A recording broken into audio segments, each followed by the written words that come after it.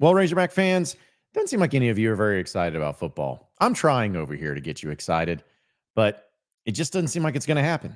So let's talk about why on today's Locked On Razorbacks podcast.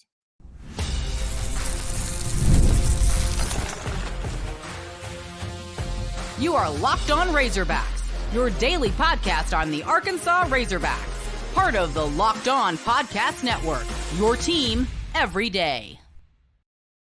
Welcome into the Locked On Razorbacks podcast. I am your host, John Nabors. Appreciate each and every one of you listening in and watching in on this beautiful day here in the great state of Arkansas. As we have a few things to talk about during the slower time of the year, which, you know what, it's always a lot of fun to discuss some things, especially when we get into some of the specifics dealing with Razorback football. But just know, though, folks, that today's episode is brought to you by FanDuel.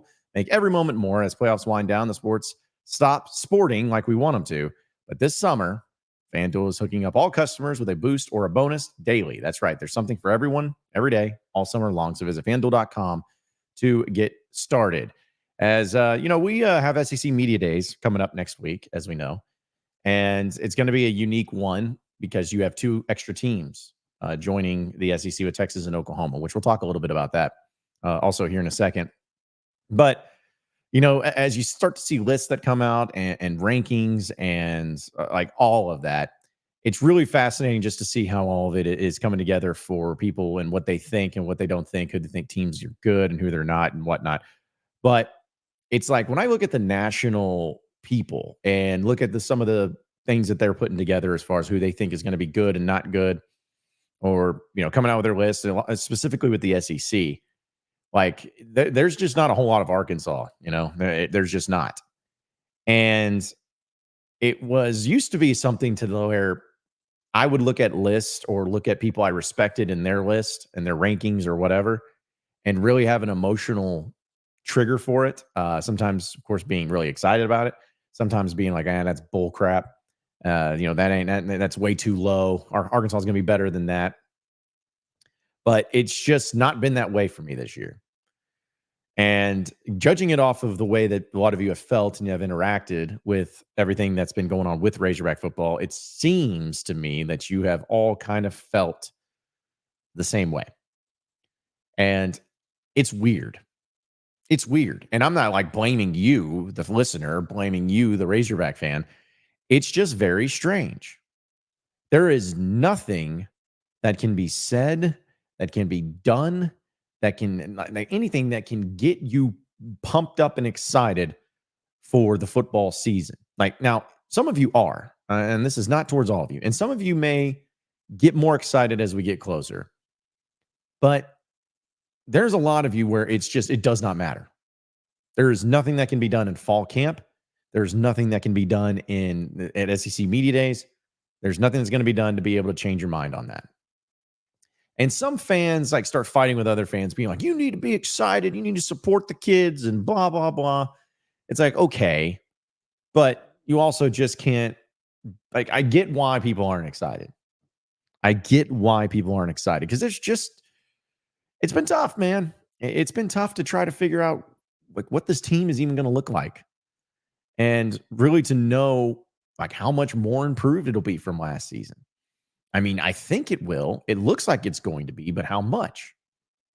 Is it going to be a team that competes against every SEC team, or is it going to be a team that, barely goes to a bowl game? Like that's where it's at. And what also hurts the excitement is about the individual players that's on the team. And what I mean by that is if you think back to most of the years where, like, if the team was picked to be really good, like during the Petrino years, that's one thing. Because, you were excited because you were going to be good. But even go back to some of the years where it was, up in the air. There was uncertain as far as how good the team would be. A lot of the excitement always came for particular players.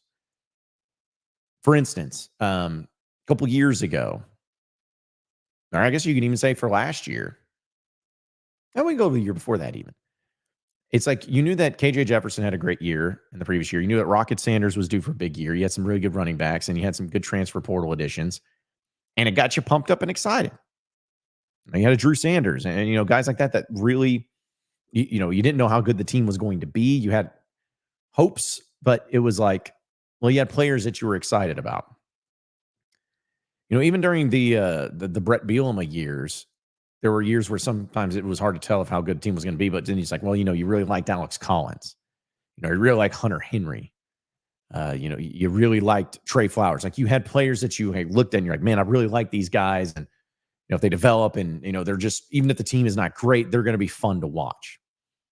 And I started looking at this year's team where, again, there is potential there.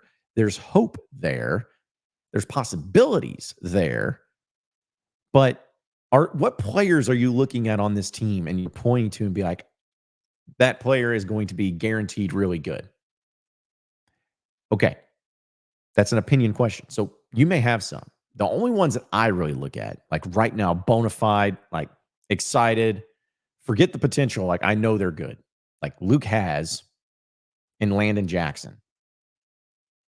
Like those are the only players that I'm looking at and be like, for sure, guaranteed, those dudes are bona fide SEC studs and everything. But the problem is that even though that's true, Luke has missed 3/4 of the season last year, at least 2/3 of the season last year with a broken collarbone. He's working his way back. And then Landon Jackson, love the guy and everything, but he's only one D lineman. You have to have other guys to be able to help out. But that's it. Those are the only ones that you can look at and be like, yes, I know that those guys are going to be good. But when you go into the potential of players that could end up being good, I think Taylon Green, who's coming to SEC Media Days, I think Taylon Green could be really good in the Petrino system. I think Jaquindon Jackson, the transfer from Utah, the running back, could be really good this year. There's a few wide receivers that I think could be really good on this year's team. But problem was we saw last year, they didn't get really a chance to see them all. Andrew Armstrong's good, but how good is he going to be? Same with Isaac TeSlaa, same with Tyrone Broden. They've looked good. They had moments in spring practice, but still, there's nothing you can point to. Be like, hey, well, I've seen this. This is why it's going to be good. The O-lineman, even if the O-lineman was good, you're not just getting pumped up and excited to watch the O-line. And it's like the O-line's a problem only when it's bad, but when it's good, no one's sitting there being like, yeah, well, man, I just love watching so-and-so offensive lineman really block. Like, it's not going to get you excited. And then defensively, you lost your entire linebacking core and you got a few key components back. But even in the secondary, the one guy that, was stood out to a lot of people was Snacks Johnson. He transferred out. On the D line, you lost a lot of players, but again, got some players in. And so there's not just the lack of excitement of the team and of the potential success or even the lack thereof. Like there's so much there that, again, you could be excited about, you could not be excited about, but team and individually, you got really not that much. You don't. Now, I'm still going to believe that this team's going to be better than what they were a year ago. I still believe it. I still believe that there's no chance that this team goes 4-8.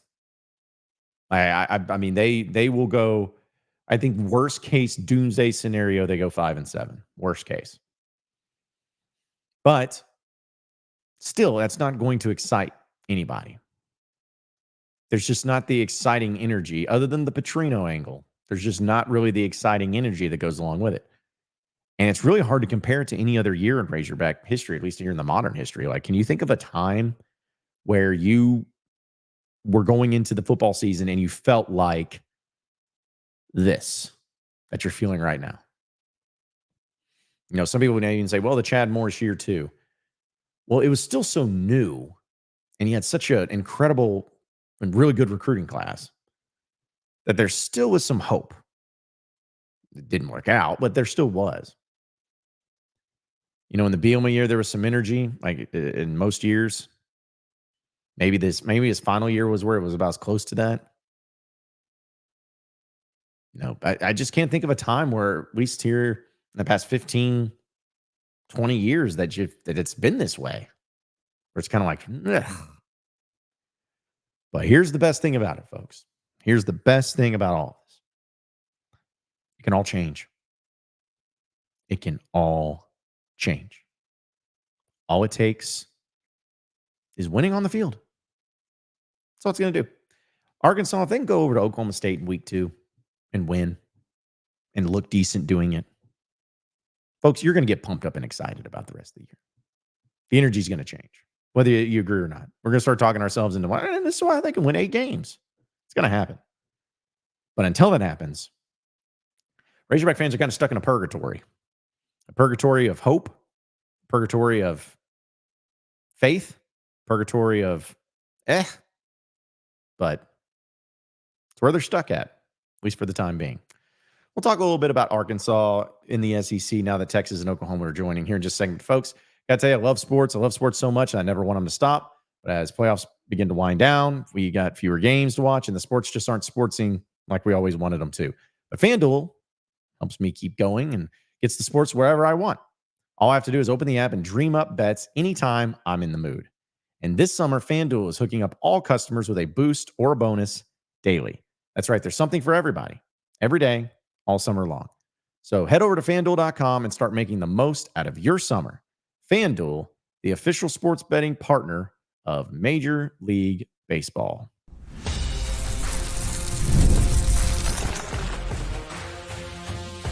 You are Locked On Razorbacks, your daily podcast on the Arkansas Razorbacks.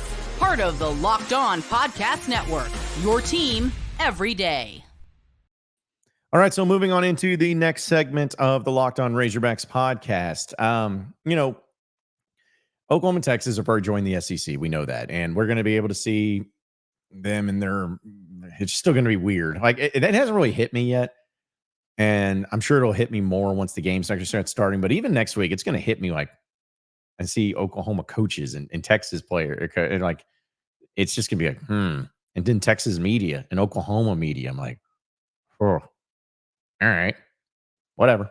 So it's that's going to be pretty fascinating. See how all that goes down.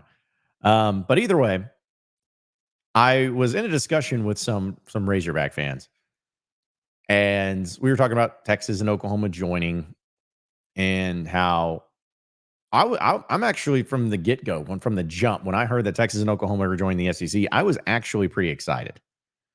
Not that it was because I love Texas and I love Oklahoma, but I love the idea of having a team that's actually somewhat close in vicinity to Fayetteville with Oklahoma. I think Norman's like 3.5 hours a drive.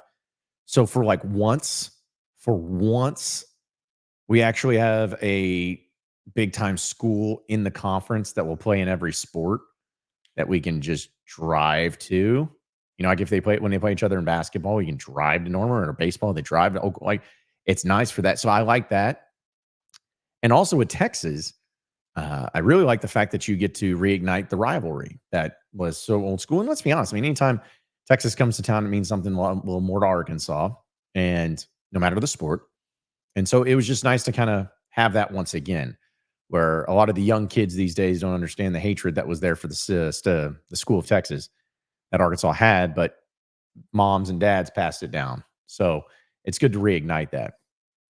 But one of the things that we were discussing is like, well, because I said those same things, and they're like, so did you feel that same way when Texas A&M and Missouri joined? And I was like, no, I was actually really pissed off when Texas A&M and Missouri joined. And they're like, but why? And I was like, that's actually a great question. It's a great question. Like, what changed? I know 10 years has passed since that happened, so people change.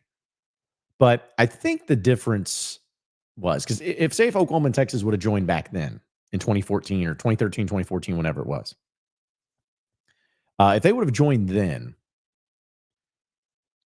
I feel like I still would have been excited about it.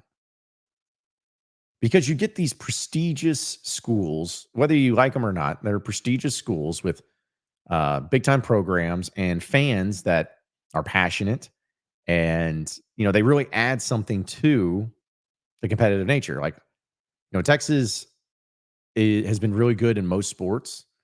They always are competitive in most sports, at least. And Oklahoma's kind of the same way. The way they play softball, for instance. They're the creme de la creme. They've had success in baseball. Went to the World Series finals just a couple years ago.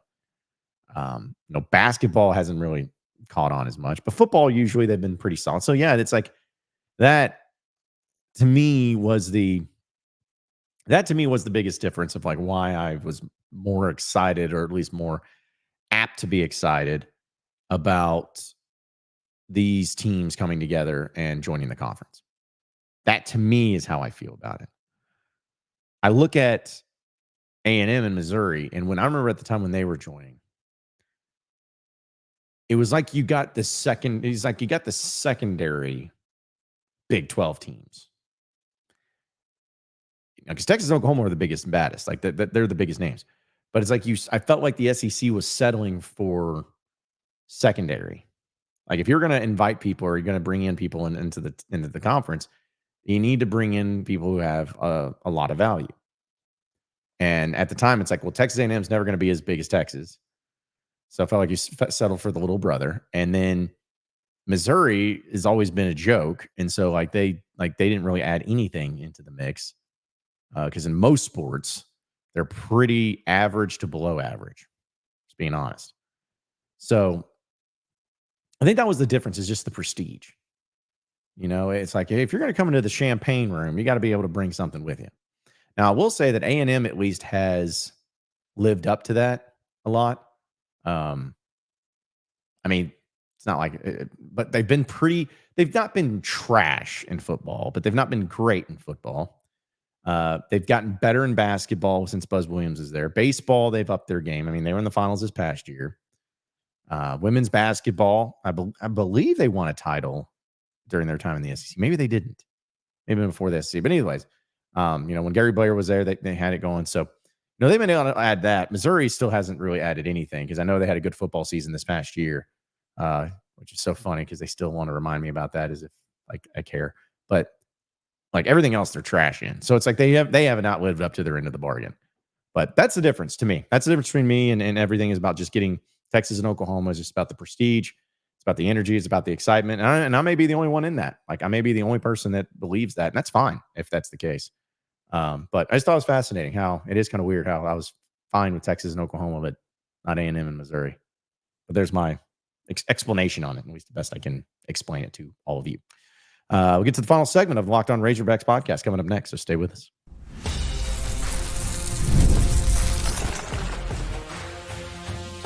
You are Locked On Razorbacks, your daily podcast on the Arkansas Razorbacks, part of the Locked On Podcast Network, your team every day. All right, so final segment here on the Locked On Razorbacks podcast. We are just a few days away from the EA Sports college football video game being officially released. And for those of you who've listened to this podcast or ever listened to any of my shows or anything like that, you've probably seen the reactions I've had since it was announced. I've been very pessimistic about it. I've been very just not excited about it. And I think that it goes into why, the EA Sports side of things, they've never really done really a good job with the football games over the past 10 years. Madden's been terrible. It's always just about, it doesn't make it as fun for the players or for the actual video game players, that is, because they just try to squeeze out as much money out of you as possible. And I just never was a fan of that. And so I was like, I'm not going to get excited about it because I'm just going to get let down, massively, massively let down. And I am willing to admit now, after seeing the trailers, we haven't played it yet, it hasn't officially come out yet, but after seeing all the trailers, after seeing all of the gameplay, all the options, the settings, the everything, I am willing to admit that now I have officially changed my mind to where, yes, I am actually excited about the NCAA football game. I am actually excited about it. And the reason that is because it looks good. They brought back a lot of the coolest things about the college football game. They have a lot of cool things dealing with the college football game. There's just these elements to it where I'm like, yes, I like this. I like this. They're not trying too hard. They're not giving you nothing and just doing the bare minimum. and then expecting you just to pay your money like good little boys and girls and move on. Like they are actually, at least in the perception on the trailer and of the settings and everything, they are putting in the work and trying to make the game good. So I will give them that. They've done a good job with that. So I am excited. I am going to play it. Don't know how it's going to go. Don't know if it's going to be, average or below average. Like I have no idea how it's going to really look. But what I do know is that it's going to be something I play and I complain about, and I'm probably going to talk about a lot too. And who knows, maybe I'll go back to, I used to do live streaming of video games way back when, like during COVID. I think I may bring that back out again just to see how it goes. I don't know. Could go cool. Could be really cool. Or it could not be, but only one way to find out. Am I right? Of course I am. Appreciate each and every one of you listening in and watching into the Locked On Razorbacks podcast. Be sure to like and subscribe to the podcast on iTunes or on Google Play. You can also get after me on Twitter at John Nabors Show for any questions, comments, concerns that you may have. Keep it going from there. Same podcast time, same podcast channel tomorrow afternoon. Have a great day, everybody. We'll see you then.